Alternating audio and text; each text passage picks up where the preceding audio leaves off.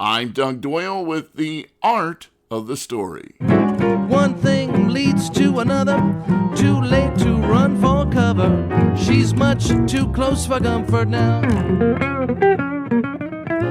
Guitarist and singer John Pizzarelli and his trio, with Isaiah Thompson on piano and Mike Karn on bass, christened the new WBGO studio with a performance hosted by Gary Walker, who also interviewed John, whom he's known for many years. Too Close for Comfort. Mr. Wonderful, 1956. I think Sammy Davis Jr. played that You part. are correct, sir. Yeah, I remember it was 1994, and I was hanging out one afternoon with my good friend Steve Backer. Oh, yeah. And so he says, hey, Pizzarelli's over at NOLA.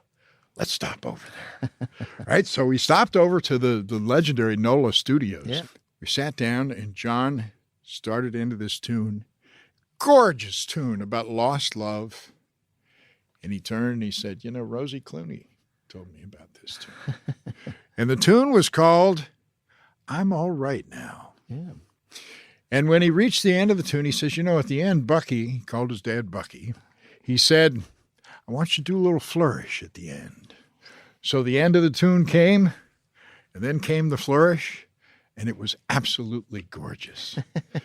And John said, Bucky, I didn't ask you to play the entire fake book. That's like that. That's a great lick. Just do do do do. It was fantastic. It was in the right spot. And reminds me of, you know, the afternoons I would spend at Waterloo Village, Yeah. watching your dad Yeah.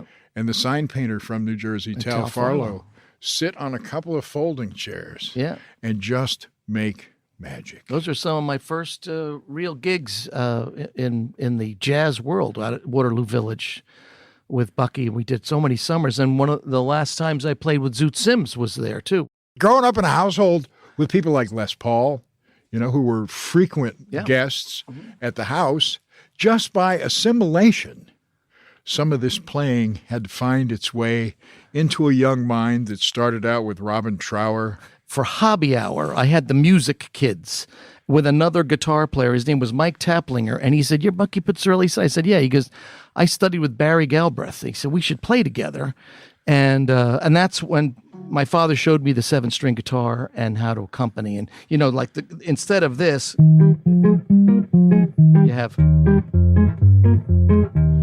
and it was sort of the create a walking bass line. And Bucky had been doing that for 10 years at that point. And so I sort of learned playing with Mike. And then when I got out of college and started to work with my father, the first gig was at the Morristown Library. And he said, bring the 7-string and just play that instead. I was like, do we get a chance to practice? You know, it was on the job training all the time with him. You can hear and see the entire interview with John Pizzarelli at WBGO.org.